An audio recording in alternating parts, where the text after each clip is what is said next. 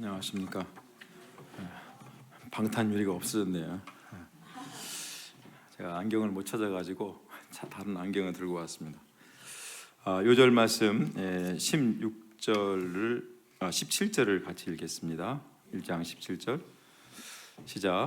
예수께서 이르시되 나를 따라오라 내가 너희로 사람을 낚는 어부가 되게 하리라 하시니, 하나님 아버지, 귀한 봄날에 마가복음 말씀을 통하여 우리의 심령에 하나님의 은혜의 꽃이 피기 원합니다. 주님, 저희들의 심령 가운데 마가복음 말씀을 통하여 예수님만이 우리의 진정한 메시아 구원자임을 새롭게 영접하는 은혜가 있도록 도와주십시오.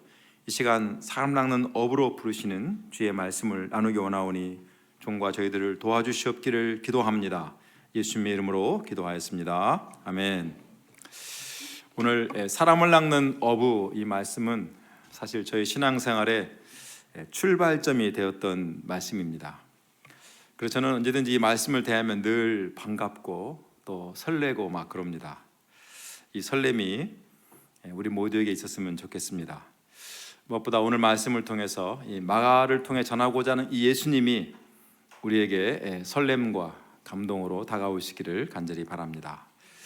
예수님은 요한이 잡힌 후에 갈릴리에 오셔서 하나님의 복음을 선포하셨습니다. 때가 찼고 하나님 나라가 가까웠으니 회개하고 복음을 믿으라. 이제 본격적으로 예수님의 시간이 시작된 것입니다. 이 예수님께서 갈릴리 해변을 지나가시게 되었습니다. 그때가 언제인지 알 수 없지만 언제라도 해변은 늘 그림이 좋지요.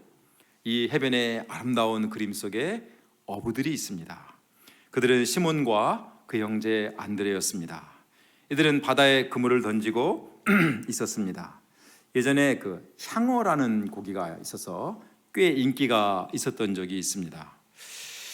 향어라는 고기는 모양이 잉어처럼 생겼는데 이스라엘 잉어라고도 불렸습니다. 보통 민물고기는 회로 먹지 않는데 이 향어는 회로 먹을 수 있어서 아주 꽤 인기가 있었고 저도 몇 번 먹어본 적이 있습니다. 이 향어의 고향이 갈릴리 바다입니다. 그래서 향어를 사람들은 베드로 고기, 실제로 베드로 고기인지는 모르겠지만 사람들은 베드로 고기라고도 많이 불렀습니다. 우리에게까지 온 이 향어의 고향이 바로 갈릴리 바다입니다. 갈릴리 바다에는 이 향어 말고도 고기들은 여러 종류가 아주 많아가지고 그때 당시에도 예수님 시대에도 이 고기를 잡아서 로마에까지 수출했다는 기록이 남아 있습니다. 시몬과 안드레는 이 풍족한 바다에서 고기를 잡는 어부였습니다. 갈릴리 바다는 그들의 직장이요, 그들의 삶의 현장이었습니다. 이들은 오늘도 갈릴리 바다에 출근해서 열심히 그물을 던져 고기를 잡고 있었습니다. 이들을 보신 예수님이 무엇을 말씀하십니까? 17절에 예수께서 이르시되 나를 따라오라 내가 너희로 사람을 낚는 어부가 되게 하리라 하시니, 고기를 잡는 사람을 보면 보통 뭐라고 말하겠습니까? 많이 잡았어요? 좀 어때요? 이렇게 하겠죠. 설령 고기를 좀 사러 나왔으면 오늘 어떤 고기가 나왔습니까? 이 정도 물어보겠죠. 근데 예수님은 한참 그물을 던지고 있는 이 어부 형제에게 나를 따라오너라 이렇게 말씀했습니다. 나를 따라와라. 보통 이런 말은요 경찰들이 많이 하죠. 또 무슨 문제가 있으면 이때 따라와 이렇게 하죠.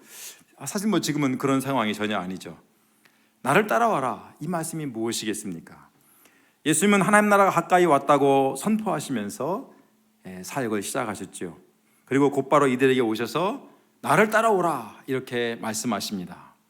그렇다면 예수님께서 이들을 부르신 것은 먼저 새 출애굽의 새로운 영역으로 이들을 부르신 것이라고 할 수 있습니다. 삶의 현장에서 열심히 사는 것은 나쁜 게 아니죠. 무슨 죄를 짓는 것은 더더욱 아닙니다. 당연히 우리는 열심히 살아야 됩니다. 또 사실 열심히 살 수밖에 없는 것이 세상살이입니다. 그런데 열심히 사는 것만으로 해결할 수 없는 심각한 한 가지 문제가 있죠. 왜냐하면 그 삶만으로는 자신을 구원할 수 없다는 것입니다. 이를 잘 그리는 것이 어니스트 해밍웨이의 노인과 바다라는 작품이 아닌가 생각돼요. 그 주인공은 숱한 역경 속에서도 결코 포기하지 않고 불굴의 의지로 끝까지 어려움을 이겨내고 마침내 한국으로 돌아옵니다. 이 이야기는 많은 사람들에게 하여튼 용기와 의지와 삶의 투쟁에 대한 영감을 주고 감동을 주었습니다. 그런데 사실 다시 한번 보면은 그 어네스트 헤밍웨이가 쓴 노인과 바다의 그 소설의 끝은 감동이 아니라 저는 허망함이라고 생각돼요.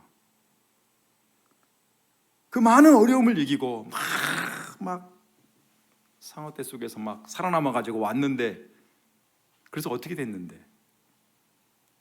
남은 게 없죠. 살았다는 것밖에 없어요. 그게 인생이라는 것입니다. 열심히 살지만 겨우 자기 하나 산 것으로 끝나는 인생. 이 헤밍웨이가 쓴 소설이 어찌 한 어부에 대한 이야기만이겠습니까? 열심히 살지만 그 끝은 사실 허망할 뿐입니다. 한마디로 구원이 없습니다. 시몬과 안드레의 인생도 사실 마찬가지죠. 그런 그들을 예수님이 지금 부르시는 것이죠. 나를 따라오라. 이들을 부르시는 예수님은 당연히 경찰이 아니죠. 예수님은 포로된 자들을 이끌어내시는 새 출애굽을 이루시는 메시아라고 했습니다. 그러므로 이 말씀은 이들을 향한 예수님의 구원의 초청이라고 할 수 있습니다. 삶의 포로된 삶에서 이들을 구원하겠다는 예수님의 이 초청이야말로 이들에게는 복음이죠. 기쁜 소식입니다. 예수님은 하나님의 복음으로 이들을 초청하셨습니다. 이 예수님은 또 우리를 초청하기 원하십니다. 우리 스스로는 구원의 길을 알 수가 없죠. 열심히 살지만 그 끝은 나 하나 살았다. 결국은 또 그걸로 끝나겠죠. 그럴 수밖에 없는 우리의 인생에 허망함이 있는데, 이런 허망한 우리의 인생을 예수님께서 구원의 자주로 나를 따라오라 초청해 주시는 것은 큰 은혜요 감사입니다. 이렇게 누군가를 복음으로 초청하는 것을 우리는 예전에 피싱이라고 불렀습니다. 제가 사실 P와 F의 발음을 잘 못합니다. 피싱? 피싱? 뭐가 맞아요? 사랑이. 둘 다 맞아요? 둘 다 맞은 사람은 저와 똑같은 사람이고 우리가 말하는 피싱은 F로 시작하죠. 그러니까 요즘 흔히 많이 쓰는 피싱은 P로 시작합니다. 프라이빗 피싱의 준말이죠. 개인 정보를 빼내는 것, 그렇죠? 보이스 피싱도 막 그런 겁니다. 그죠? 이 좋은 단어가 요즘은 아주 악용되고 있어서, 요즘은 우리가 옛날에는 캠퍼스 나갈 때마다 피싱하러 가자 그랬는데 요즘은 그런 말 했다가는 큰일 나기 때문에 참 못 쓰게 됐는데, 하여튼 속이 상합니다. 어찌됐든 복음으로 누군가를 초청하는 것, 이 아름다운 피싱이 우리에게 있습니다. 그런데 예수님의 초청은 단순한 구원의 초청이 아니죠. 그 이상입니다. 예수님은 이들에게 나를 따라오라 하실 뿐만 아니라 내가 너로 사람을 낚는 어부가 되게 하리라 이렇게 부르십니다. 사람 낚는 어부가 되리라 하신 이 말씀은 예수님께서 이들을 예수님과 같은 사역자, 출애굽의 인도자로 부르신 것이라고 할 수 있습니다. 이들은 지금 그물을 던져 고기를 잡고 있기 때문에 이들이 처한 상황과 그 눈높이에 맞춰서 사람 낚는 어부라는 표현으로 부르신 것이라고 이해할 수도 있습니다. 그러나 여기에는 보다 깊은 의미가 있습니다. 구약의 배경에 예레미야 16장 11절에 내가 많은 어부를 불러다가 그들을 낚게 하며라는 표현이 나옵니다. 어부가 사람을 낚는다라는 것은 무엇을 말하는가 하는 것이 그 앞에 16장 15절에 보면 내가 그들의 조상들에게 준 그들의 땅으로 인도하여 드리라 라는 표현이 나옵니다. 그러니까 사람을 낚는 어부는 이방 나라의 포로로 잡혀가서 그렇게 살 수밖에 없는 그들을 다시 그들의 땅으로 인도해 오는 것을 표현하는 말입니다. 즉 포로된 자들을 이끌어내는 구원의 사역자, 이것이 바로 사람 낚는 어부라는 정확한 의미입니다. 그런 점에서 예수님께서 시몬과 안드레를 사람을 낚는 어부로 부르셨다는 것은 새 출애굽의 사역을 통해 이스라엘을 회복하는 그러한 사역자로 부르신 것을 의미합니다. 그래서 이 말씀을 흔히 제자로서의 부르심, 사명인의 부르심 이렇게 표현을 하지요. 그렇다면 예수님께서 이들을 부르신 목적은 분명합니다. 예수님이 하고 원하시는 새로운 출애굽을 같이 하자는 거죠. 그 일을 감당해 달라는 것입니다. 포로된 자들을 자유케 하는 것, 얽매임에 시달린 자들을 풀어주는 것, 이러한 사역을 위해서 그들을 부르신 것입니다. 마가복음을 쓴 마가, 지난주에도 말씀드렸지만 그에게는 두려움이라는 얽매임이 있었습니다. 얼마나 두려웠던지 자다가 혼입을 두르고 자다가 다 벗어 던지고 도망갔겠어요. 사실 근데 우리도 그 상황이면 저 같아도 그랬을 것 같아요. 무섭잖아요. 그렇죠? 살해야 되잖아요. 달아났을 것 같아요. 마가복음에 보면 사실 온갖 종류의 얽매임들이 나옵니다. 질병의 얽매임, 또 더러운 귀신에 붙잡힌 사람들이 참 많이 나옵니다. 물질에 매인 사람도 나옵니다. 자기 이상적인 메시아의 얽매에서 예수님을 죽이고자 하는 자들도 등장합니다. 이들은 공통적으로 한마디로 다 죄의 종된 자들이고 죄의 얽매인 자들이라고 할 수 있죠. 이렇게 얽매여서 자유가 없는 자들, 무엇인가에 시달리고 눌리고 끌려다니는 그러한 자들을 끄집어내고 자유롭게 하고 해방시켜주고 구원해 주는 것, 이것이 바로 삶을 낚는 어부의 역할입니다. 오늘 우리에게도 이런 얽매임이 있을 수 있습니다. 자유로운 것 같은데 누구도 나한테 뭐라고 하지 않고 마음껏 자유롭게 사는 것 같은데 실제로 내 스스로 벗어나지 못하는 것이 있다면 그것이 바로 내가 얽매여 있다는 것입니다. 환경에, 또 조건에, 또 재미에, 또 사람에, 그리고 무엇보다 자기 자신에게 죄에 매여 있을 수 있습니다. 이 얽매임에서 구원하여 주는 것, 해방시켜 주는 것, 자유롭게 해주는 것, 삶 낚는 어부의 역할입니다. 자, 이 부르심에 이들은 어떻게 응답하였습니까? 삶 낚는 어부라는 표현을 우리는 현장적인 이해라고 많이 생각했다고 그랬죠. 그러나 우리가 놀부심보 딱 그러면 어떤 사람 딱 떠오르잖아요. 예를 들면 엄기성 목자에게 놀부심보가 있다 그러면 엄기성 목자 어떤 사람이다 딱 이해하는 것처럼 구약을 너무나 잘 알고 있는 이들에게 삶 낚는 어부라는 표현은 무엇을 말하는지 캐치할 수 있었습니다. 그들은 예수님의 부르심이 새 출애굽을 통해 이스라엘을 회복시키는 자로 부르시는 것으로 충분히 이해할 수 있었다고 여겨집니다. 이 때문에 이스라엘 회복을 위한 새 출애굽을 기다리던 시몬과 안드레는 예수님의 부르심에 즉각 응답하였습니다. 배와 그물을 버려두고 예수님을 따라갔습니다. 저는 대학교 2학년 3월 초에 처음으로 이 말씀을 대했습니다. 대학 2학년, 대학에 올 때 저의 꿈은 30세 이전에 박사학위를 받고 한국을 영원히 떠나는 것이었습니다. 저는 도서관에서 저의 꿈을 낳고자 열심히 그물을 던지고 있었습니다. 그런데 봄학기부터 시작한 마가복음 공부하는데 이 사람 낚는 어부라는 이 단어가 제 마음에 박혀버렸습니다. 사람 낚는 어부가 너무 좋았습니다. 무슨 말인지 모르지만 하여튼 그게 너무 좋았습니다. 나에게 이런 소망을 주셨다는 그것만으로도 너무나 마음이 설레었습니다. 그래서 저는 뭔 말인지도 모르지만 나도 한번 사람 낚는 어부가 되어봐야 되겠다 하는 마음으로 예수님을 따라가고자 방향을 잡았습니다. 그것이 저의 신앙생활의 시작이라면 시작이 되었습니다. 그리고 40년의 세월이 훌쩍 지나갔습니다. 돌아보면 내가 정말 사람 낚는 어부로 제대로 살았는가 생각해보면 사실 많이 부족함을 느낍니다.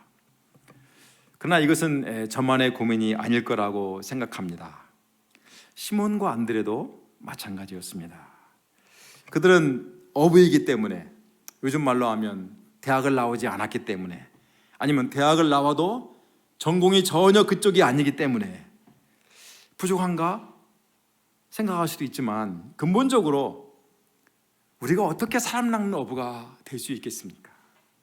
나도 얽매이는 게 많은데, 그러죠? 나도 얽매이는 게 많은데 내가 어떻게 얽매이는 자들을 끄집어내서 그들을 자유롭게 하고 해방시켜주고 구원의 은혜를 베풀어주는 그런 사람이 될 수가 있겠습니까? 미션 임파서블이에요.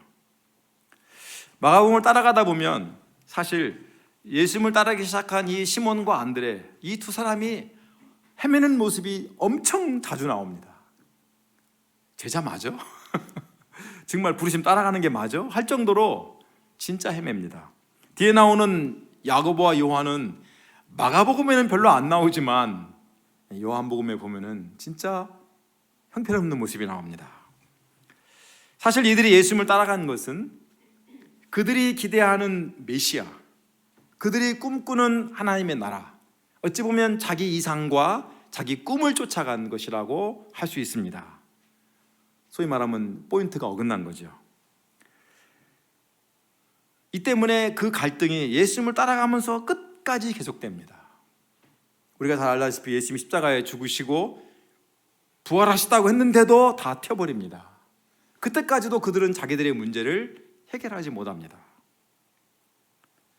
예수님이 이들의 약점을 몰랐을까요? 아셨겠죠. 속썩일 거 다 아셨을 것입니다. 우리가 자식을 낳으면 속썩일 거 다 알지만 내 아들은 절대로 안 그럴 거다, 똑바로 살 거다라고 확신하고 자식을 낳는 부모 아무도 없습니다. 저도 그런 기대 안 했습니다. 속 썩을 거다.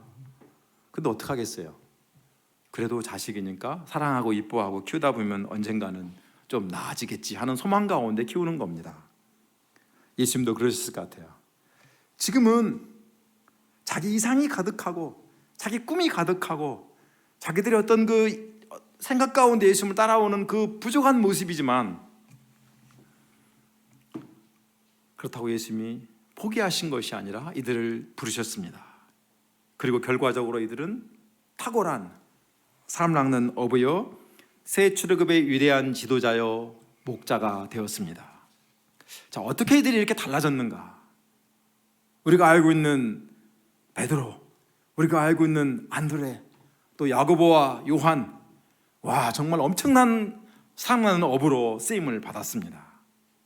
어떻게 이들이 달라졌을까? 예수님의 부르심에 답이 있습니다. 예수님은 이들을 부르시면서 말씀하십니다. 내가 너희로 사람을 낚는 어부가 되게 하리라. I'll make fishers of men.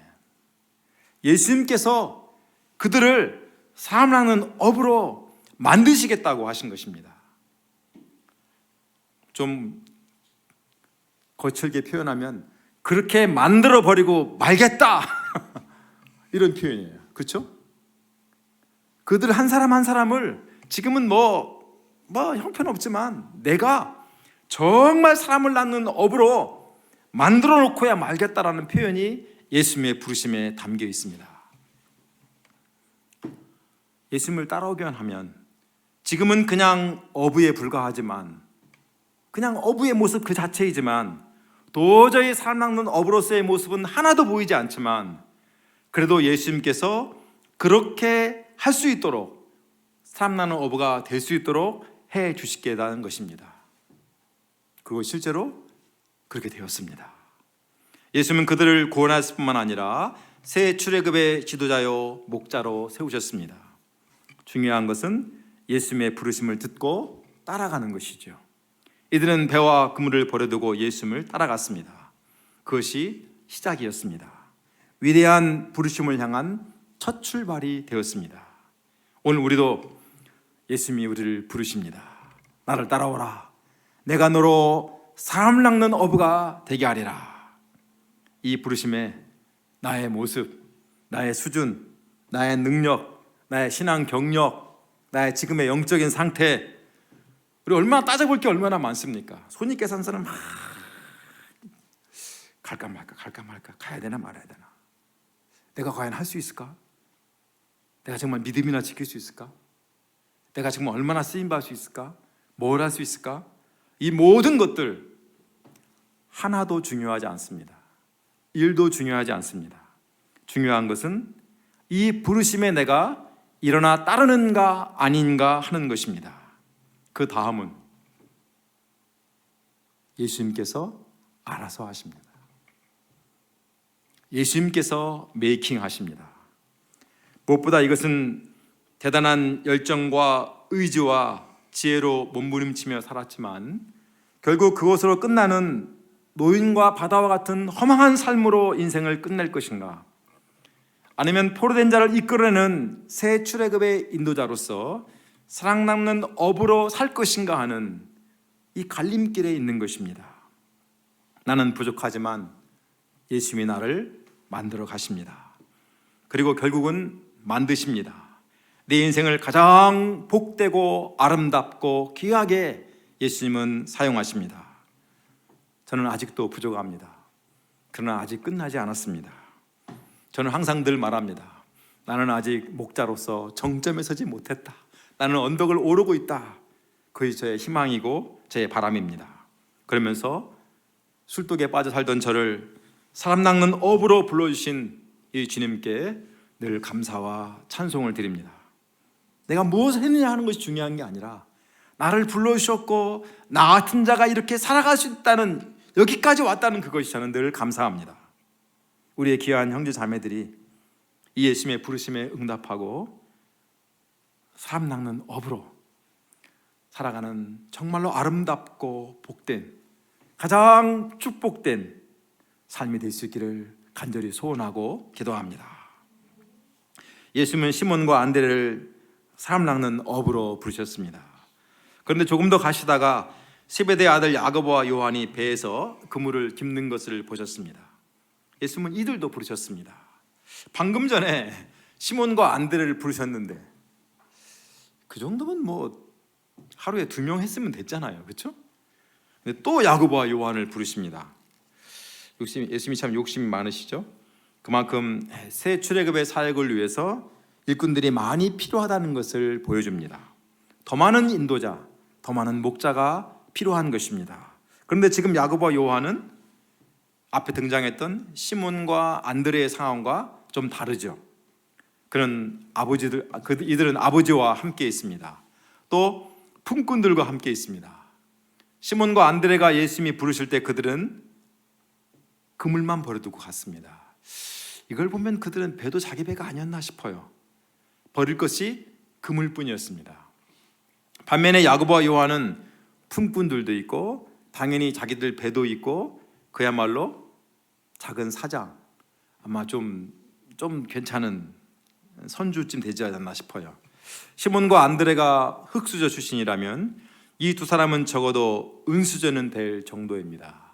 실제로 다른 복음서에 보면 예수님이 대제사장 집에 가서 신문 받으실 때 베드로가 못 들어가는데 요한이 이렇게 얘기해가지고 들여보내는 장면이 나오죠.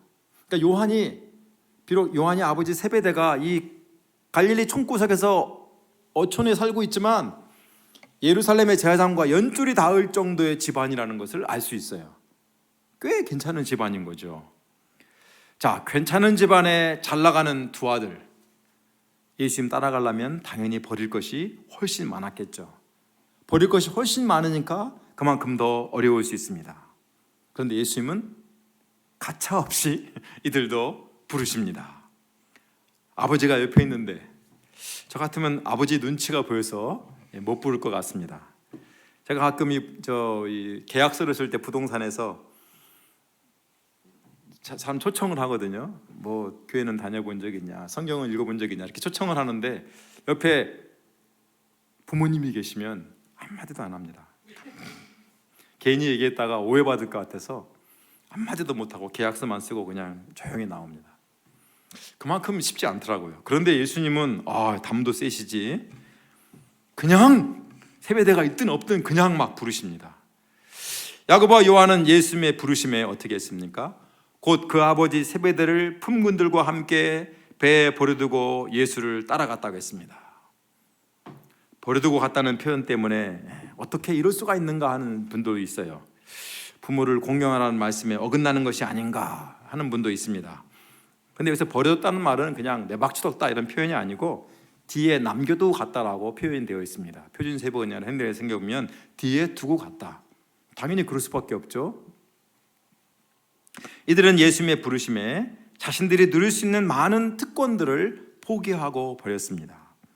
아버지가 참 중요한데 아버지가 주시는 것들이 많이 있지만 그럼에도 불구하고 이들은 아버지를 뒤에 남겨두고 예수님을 따라갔습니다. 이들의 결단은 대단히 중요하죠. 그런데 이런 자들을 부르신 예수님은 더 대단하십니다. 이것은 그만큼 포로된 자들을 이끌어내는 인도자가 된다는 것이 긴급한 것이고 또 소중하다는 것을 말해주고 있습니다. 또 예루살렘에 부르심에 이들은 어떻게 했어요? 곧 immediately라고 표현되죠. 곧 예수님을 따라갔다고 그랬습니다. 이것은 이들이 이것저것 생각 안 하고 확실하게 빨리 결단했다 이런 표현도 될 수 있지만 그보다는 예수님의 부르심이 그만큼 강력했다는 것입니다. 뭐 이것저것 생각할 틈도 없이 바로 응답할 수밖에 없는 강력한 부르심이었다는 것을 보여줍니다. 새 출애굽의 메시아로 오신 예수님은 더 많은 사람들을 이끌어내길 원하십니다. 자기 생활보다 부모보다 자기의 꿈보다도 이 일이 먼저라는 것을 분명히 하십니다. 그래서 어떤 상황, 어떤 조건에 있든지 예수님은 사람 낚는 업으로 한 사람 한 사람을 부르십니다. 우리가 이 부르심에 응답함으로 포로된 자를 이끌어내는 하나님의 사람으로 쓰임받기를 기도합니다. 자, 21절 예수께서 가버나움에 들어가셔서 안식일에 회당에서 가르치셨다고 했습니다. 회당은 구약 성경에는 한 번도 나오지 않습니다. 그래서 학자들은 바벨론 포로 이후기 중간기 때부터 생겨난 하나의 제도로 봅니다. 탈무드에 보면 회당에 대한 얘기가 참 많습니다. 유대인들은 10가정이 모이면 가운데 회당을 반드시 세웠습니다. 이 회당에서 안식일마다 예배를 드렸는데 지금 우리가 하는 예배와 거의 순서가 비슷합니다. 찬양이 있고 말씀 교독이 있고 뭐 기도가 있고 또 설교 말씀 가르치는 것이 있습니다. 차이가 있다면 회당 예배는 누구나 말씀을 가르칠 수 있었습니다. 감동받은 사람, 깨달음을 얻은 사람이 나가서 말씀을 전할 수 있었어요.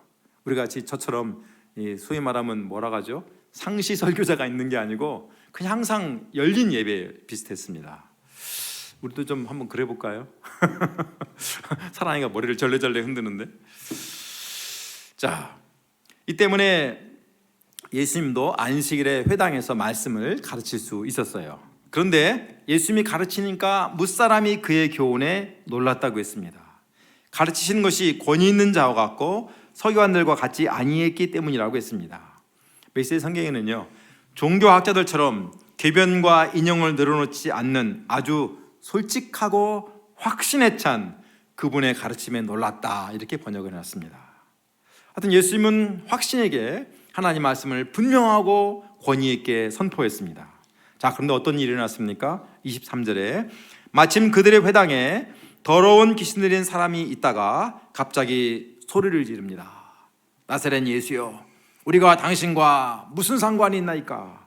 우리를 멸하러 왔나이까? 나는 당신이 누구인지를 아노니 하나님의 거룩한 자니이다.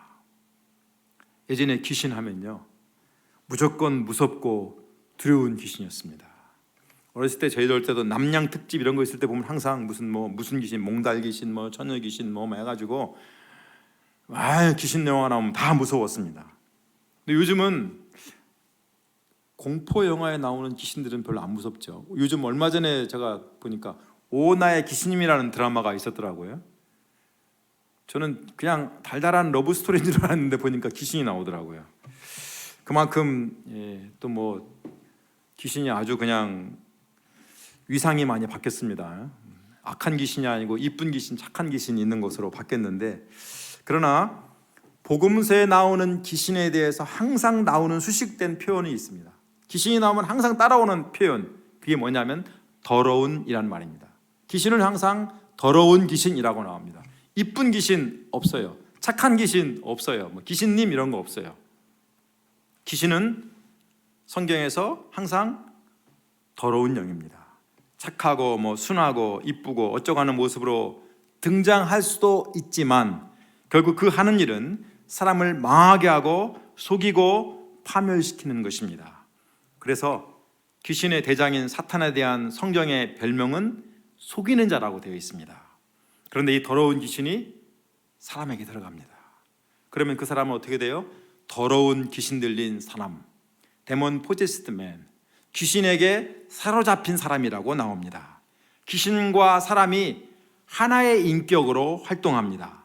그래서 사람이 하는 말인지 귀신이 하는 말인지 헷갈릴 수 있는 거예요. 더구나 이 본문에 보니까 이 귀신은 예수님을 귀신같이 알아보고 있어요. 예수님이 누구신가, 어떤 일을 하시는가 하는 것을 마가가 처음부터 분명하게 이사야의 말씀을 인용하면서 선포하고 마가복음을 시작했죠. 예수님이 하신 일은 새 출애굽의 인도자다, 그 메시아다라고 했고, 세례를 받는 사건 통해서 하나님의 선포를 통해서 예수님이 하나님의 아들이고 하나님이 기뻐하시는 자라는 것을 분명히 했습니다. 그런데 사람들은 모르죠. 그러죠? 사람들은 예수님이 이런 분인 걸 모르고 있어요. 그런데 그래서 나중에 이 예수님에 대해서 사람들이 모르니까 예수님을 십자가에 죽이기까지 하지요. 그러나 누가 압니까? 귀신이 예수님을 알고 있습니다. 알아도 조금 아는 게 아니라 제대로 알고 있습니다. 귀신같이 알고 있어요. 자, 귀신이 예수님을 정확히 알고 있으니까 그럼 귀신은 구원받는 거 아니에요? 웃기는 얘기죠. 웃기는 얘기잖아요. 귀신이 구원받는다. 이게 말이 안 되는 질문이죠. 근데 이 말이 안 되는 이 질문이 사실은 우리 주위의 신앙 형태에 찾아보면은 너무나 이런 일들이 많습니다. 왜 그러냐면 우리는 예수님이 누구인지를 알면 구원을 얻는다라는 이 신앙 패러다임에 아주 익숙합니다. 예수님이 누군지 알기만 하면 구원받는다라는 것이 우리에게 아주 흔히 들려오는 이야기입니다. 그때마다 많이 인용하는 구절이 로마서 10장 10절이었습니다. 사람이 마음으로 의에 이르고 입으로 시인하여 구원에 이른다. 근데 이건 정말 잘못된 적용입니다. 오히려 야고보서 2장 19절에 이런 말씀이 있습니다. 내가 하나님은 한 분이신 줄 믿느냐? 잘하는도다. 귀신들도 믿고 떠느니라. 무슨 말이에요? 귀신도 다 안다는 거예요. 예수님을 바로 아는 것은 아주 중요합니다. 우리의 신앙은 영적인 지식과 지혜가 필요합니다. 그래서 우리가 열심히 말씀을 공부하죠. 그러나 그 지식만으로는 결코 구원을 받지 못합니다. 귀신들도 알고 떨고 있습니다. 귀신들도 예수님이 누구시고 왜 오셨는지를 다 알고 있습니다. 심지어 이들은 예수님 때문에 자신들이 망한다는 것도 알고 있습니다. 그런데 귀신은 이렇게 아는데 사람들은 몰라요. 그래서 이렇게 많이 알지도 못하면서 조금 아는 것으로 만족합니다. 나 예수님 잘 알아. 나 마가복음 잘 알아. 예수님에 대해서 이런 분으로 알고 있으니 자신은 구원받았다라고 생각하는 분들이 의외로 많습니다. 이 정도 알면 됐지, 뭘 더 알아야 돼, 이렇게 여기는 분도 많습니다. 그러나 죄송하지만 이것은 대단한 착각입니다. 마가는 구원을 얻는 믿음은 지식이 아니라는 것을 분명히 이 일을 통해서 보여주고 있는 거예요. 마가가 말하는 구원은 단순한 지식이 아닙니다. 마가가 말하는 믿음은, 구원을 얻는 믿음은 그것은 지식이 아니라 행동이고 투쟁이고 극복이라는 것을 앞으로 전개될 여러 사건을 통해서 보여주고 있습니다. 믿음이 있어? 지붕을 뚫어야 돼. 믿음이 있어? 터치라도 해야 돼. 나 믿음 있어, 나 알고 있어, 누워있으면 아무 일도 안 일어난다는 거예요. 우리를 구원하는 것은 예수님께 대한 지식만이 아니라 그 지식이 있기 때문에 예수님을 신뢰하고 지식이 있기 때문에 예수님께 순종하고 따라가는 것, 그것이라는 것입니다. 그때 예수님이 주시는 구원을 얻을 수 있습니다. 사도 바울이 말한 마음으로 믿고 입으로 시인한다는 것은 바로 이것입니다. 바울 시대에 나 예수님을 그리스도로 믿습니다라고 고백하는 것은, 입으로 시인하는 것은 누워있는 게 아니라 순교당하는 거예요. 그럴 수 있냐는 거예요. 그 정도의 엄청난 말씀입니다. 단순한 지식이 아니라 나의 삶을 통해서 그 신앙이 드러나는 것입니다. 이것이 구원에 이르게 하는 참된 지식입니다. 예수님은 더러운 귀신 들린 사람이 소리 지른 것을 듣고 꾸짖었습니다. 잠잠하고 그 사람에게서 나오라. 그러자 더러운 귀신이 그 사람에게 경련을 일으키게 하고 큰 소리를 지르며 나왔습니다. 사람과 귀신이 하나였는데, 더러운 귀신들인 사람이었는데 예수님 말씀에 귀신이 나가고 분리됐습니다. 두 인격이 됐어요. 하나가 둘이 된 거예요. 사람들이 보고 놀라서 말하죠. 이는 어찌미냐, 권위 있는 새 교훈이로다. 더러운 귀신에게 명한즉 순종하는도다. 그러나 귀신이 예수님께 대한 믿음을 갖고 순종한 게 아니죠. 순종했다고 해서 와, 귀신이 예수님 말 잘 듣고 순종하는 거네. 그러니까 그러면 믿음에 순종한 겁니까? 그게 아니죠. 예수님의 권위에 밀려서, 그 권세에 밀려서 쫓겨나간 거죠. 그렇죠? 사람들이 뭘 모르고 하는 말입니다. 그런데 예수님께서 더러운 귀신을 쫓아냈다는 것은 정말로 우리가 복음서를 공부할 때마다 너무나 자주 만나는 표현입니다. 그렇죠? 도대체 귀신을 쫓아내는 것이 왜 이렇게 예수님이 사역에서 자주 등장하는가 하는 질문을 우리가 한번 해볼 수 있습니다. 더러운 귀신을 쫓아내는 것, 일종의 축기, 또 요즘은 이해하는 퇴마, 예전에도 영화가도 있었죠. 퇴마사 얘기가. 퇴마라고 하는 것은 기독교 역사에서 너무나 많이 있는 일입니다. 특히 이것은 스가랴 13장 2절의 예언과 관련되어 있습니다. 스가랴 13장 2절에 보면 만군의 여호와가 말하노라, 그날에 내가 우상의 이름을 이 땅에서 끊어서 기억도 되지 못하게 할 것이며 거짓 선지자와 더러운 귀신을 이 땅에서 떠나게 할 것이라 그랬습니다. 예수님께서 더러운 귀신을 쫓아내시는 것은 스가랴가 예언한 메시아 시대에 이루어질 일을 성취하는 말씀이라고 할 수 있습니다. 그런데 이 일이 스가랴 선지자는 그날에 이루어진다고 했습니다. 그날이 언제인가 하는 게 중요해요. 그날이 언제인가. 스가랴 12장을 좀 더 읽어보면 그날에 예루살렘은 보호받고 이방 나라들은 전멸될 것이라고 했습니다.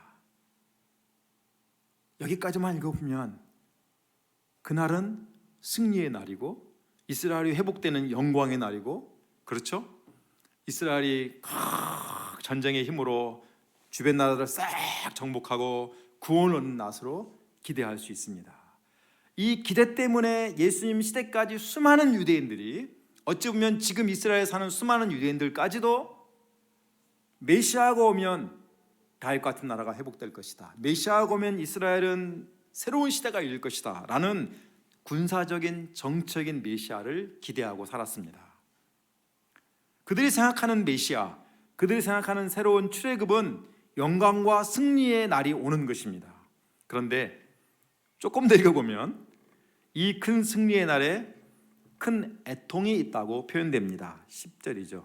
예루살렘 주민들이 그들이 그 찌린 바 그를 바라고 그를 위하여 애통할 것이라고 했습니다. 영광의 날에 오히려 예루살렘 주민들이 찔린 것을 보고 애통한다고 그랬습니다. 그럼 우리는 딱 그림이 그려지죠. 이 예언은 예수님께서 십자가에 못 박히고 창에 찔리시는 것을 말합니다. 예수님께서 귀신을 내어 쫓는데 군사로 막 때려 부시는 게 아니라 본인이 찔리고 상하는 그 애통함 속에서 이루신다는 것입니다. 예수님께서 십자가의 고난을 당하는 그날이 바로 귀신들이 쫓겨나가는 날이라는 것입니다. 귀신들이 세력에 대한 승리의 날이고, 이스라엘의 정치적인 군사적인 승리가 아니라 영적인 구원을 얻는 새 출애굽의 날이라고 스가랴 선지자는 예언했습니다. 예수님이 이렇게 오셔서 귀신들을 다 내줄 것이라고 예언된 대로 하시니까 이걸 알아보고 귀신들이 예수님 볼 때마다 소리치는 것입니다. 본문에도 보면 우리를 멸하러 왔나이까. 새 출애굽의 메시아로 오신 예수님은 귀신들을 멸하시는 분이십니다. 예수님 때문에 더러운 귀신들은 쫓겨납니다. 근데 그냥 쫓겨나는 것이 아니라 나중에 예수님께서 십자가에서 죽으시고 부활하심으로 완벽한 승리를 이루며 쫓아내십니다. 이들이 쫓겨남으로 예수님이 바로 새로운 출애굽을 이루시는 해방자요 구원자이심을 증거하고 있습니다. 이 일은 바로 예수님께서 십자가에서 완성될 일입니다. 그러므로 예수님의 십자가는 사탄의 세력에 대한 승리입니다. 사탄의 졸개들인 귀신들은 예수님의 십자가의 능력 앞에 다 쫓겨날 수밖에 없습니다. 십자가 복음은 이렇게 더러운 귀신들, 악한 영들을 다 쫓아내는 능력이 있습니다.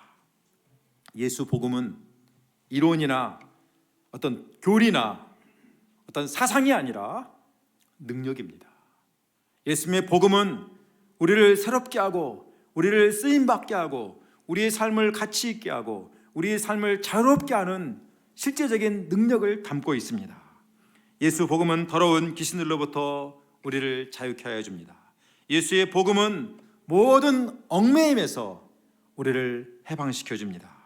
이를 위해 오신 예수는 바로 우리의 진정한 메시아, 우리의 구원자 그리스도이십니다. 이 예수님께서 이제 나와 함께 이 일을 하자고 우리를 부르시는 겁니다. 나를 따라오라. 내가 너로 사람 낚는 어부가 되게 하리라. 우리가 예수님이 주시는 복음의 능력을 확신하고 이 능력을 덧입기를 기도합니다. 내가 귀신을 막 쫓아내려고 했는데 쫓아나는 거 아니에요. 그냥 열심히 예수님 믿고 복음의 능력을 확신하면 떠납니다. 나를 괴롭히던 세력들이 떠나갑니다. 있을 수가 없어요.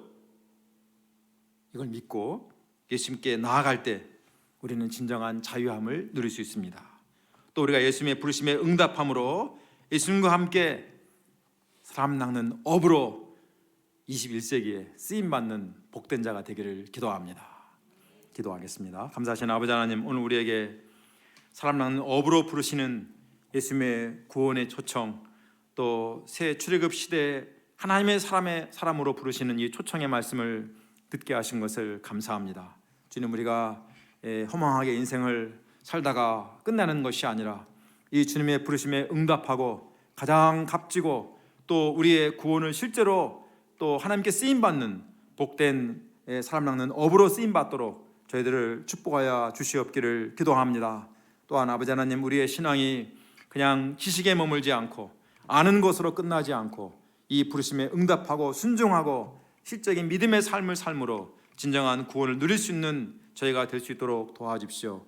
복음의 능력이 우리에게 임하고 나타날 수 있는 믿음의 사람들이 될 수 있도록 저희들을 도와주시옵기를 간절히 소원하고 기도합니다. 예수님의 이름으로 기도하였습니다. 아멘.